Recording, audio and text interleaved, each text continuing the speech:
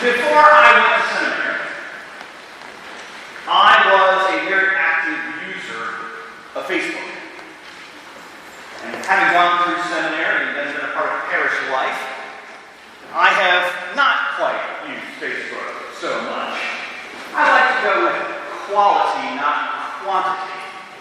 Also, I don't seem to have as much time as I did before to be able to post things so important as what I had for breakfast, or how wonderful my vacation just was, because inevitably I'm on to the next thing fairly rapidly.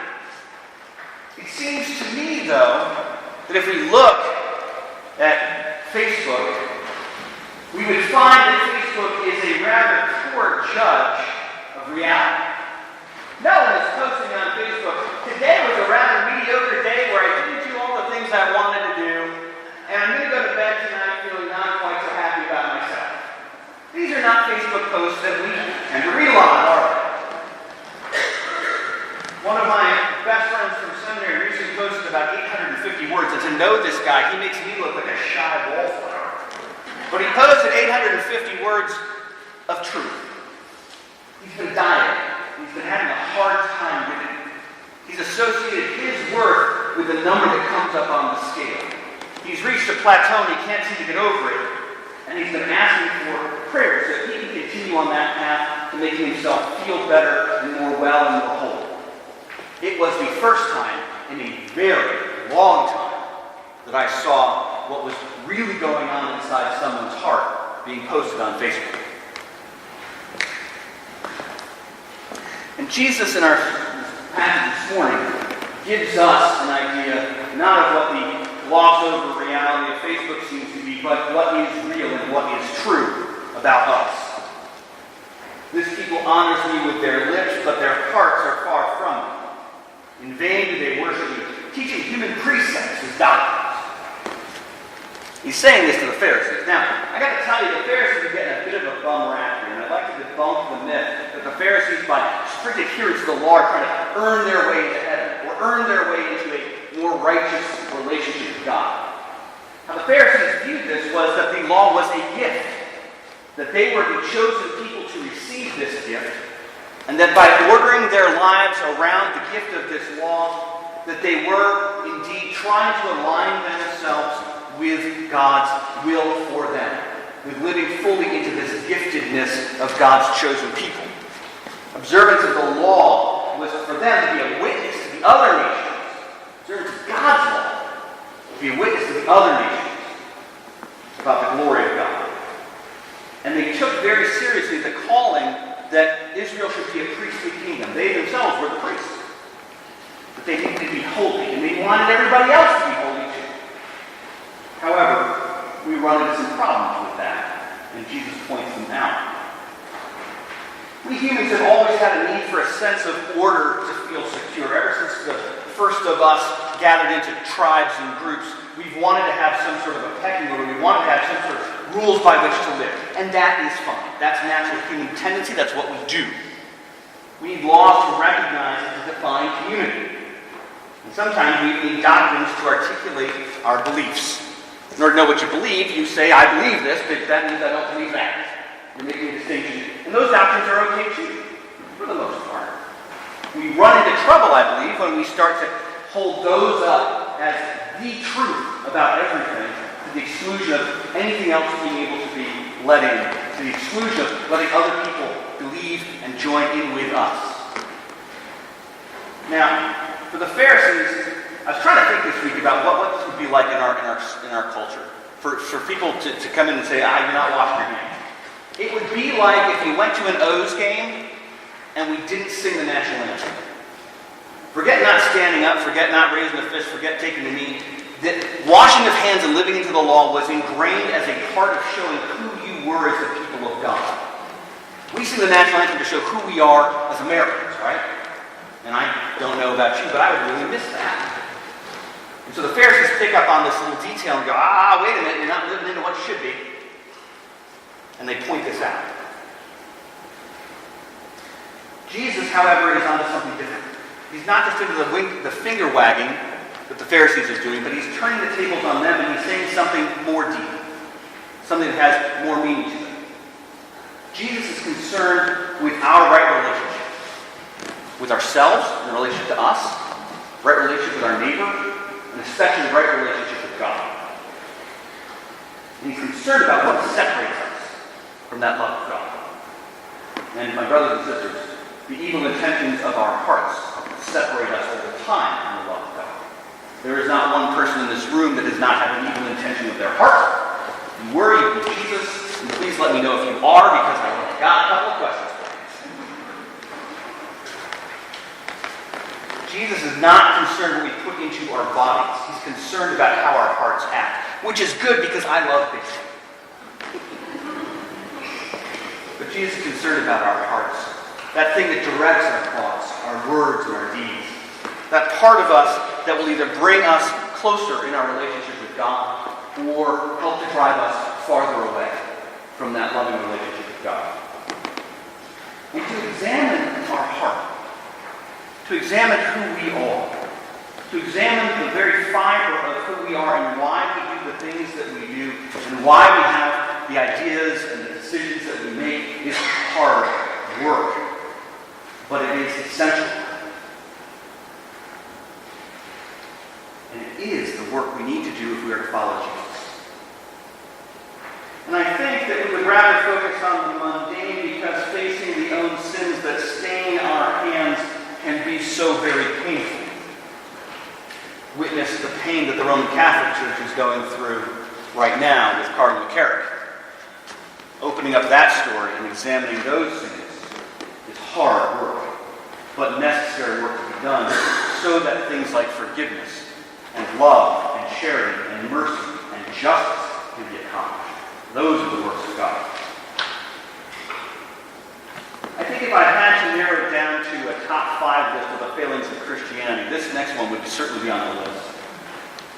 The failings of Christianity in the last century, we put our energy into keeping people out of our sanctuaries, rather than putting energy into examining those sins that stain our own lives and inviting God into those hard places where God can do God's work of sanctification, purity, and help us to guide into the ways of justice, truth, love, peace, both of ourselves, but also of our neighbors.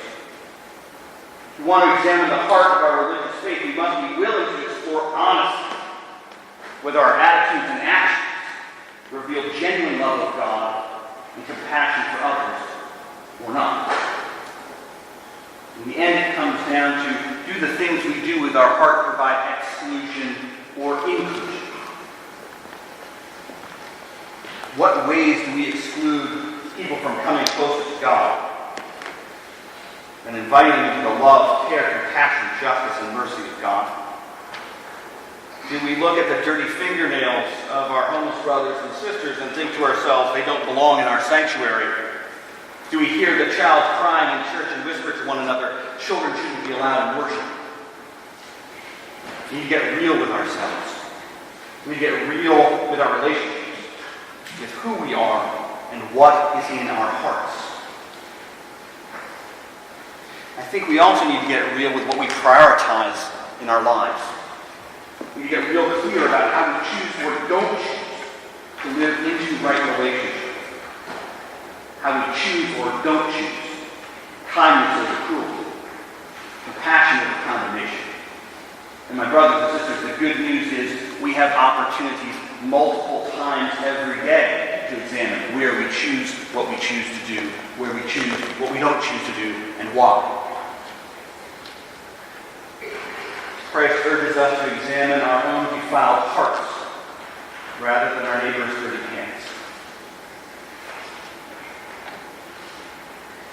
What are the ways that we here at St. Martin's do this? What are the ways that we either bar people or we exclude people? And what are the ways that we invite and welcome people into this wonderful place? When I was growing up in Cincinnati, that scandal was caused one Sunday morning. And it was August. And if you've been in Cincinnati in August time, it's about just outside of about 30 degrees hotter. Someone dared to have the audacity to be comfortable in an un-air-conditioned church, and they they wore a pair of shorts to church.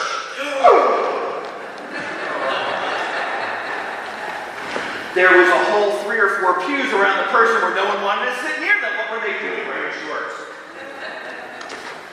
St. Martin's does not have that problem.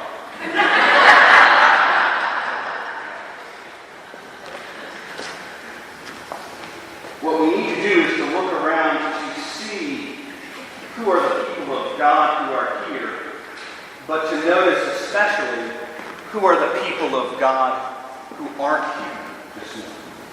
Who are the people that we have not invited? Who are the groups of people who are God's beloved because we are all God's beloved? Who are missing from our common life at St. Martin's? Where are those people in our community? Where are those people in our lives? And why aren't they here with us this morning? This is hard and serious work. But if we are to grow the kingdom of God here at St. Martin's, we need to become aware of those things, and we need to go out of our way to examine what we do and why we do it and how we do it, so that we are inviting all to be welcome here in this place, in this space, in this wonderful family of ours. Now the Pharisees and all Jews washed their hands before meals. It was an action that they did. It was part of making mealtime sacred, bringing every aspect of their life under the canopy of God's law. And I wonder, what kind of ritual practices do we do, or activities that we do that may produce in us a way to help develop meaningful relationships with God? What are the religious practices that we can do, we can pursue that encourage faithful living? How do we practice things like Sabbath keeping, finding time for rest for ourselves, for our family? How do we do things like charitable giving, giving from talents and skills and gifts and money that we earn from those that God has given to us so that we can help make God's kingdom happen here in meaningful ways? How do we attend public worship? How do we do things like private prayer, service work, hospitality, practice acts of forgiveness? How do we do those things that deepen our sense of God's presence among us and God's power to help us accomplish those things in our lives? I think our text this morning shows us that Jesus sees clearly the ugliness of the human heart and loves us anyway. So much so that he will go to the cross and die for those sins, die for those uglinesses, so that we all may be redeemed.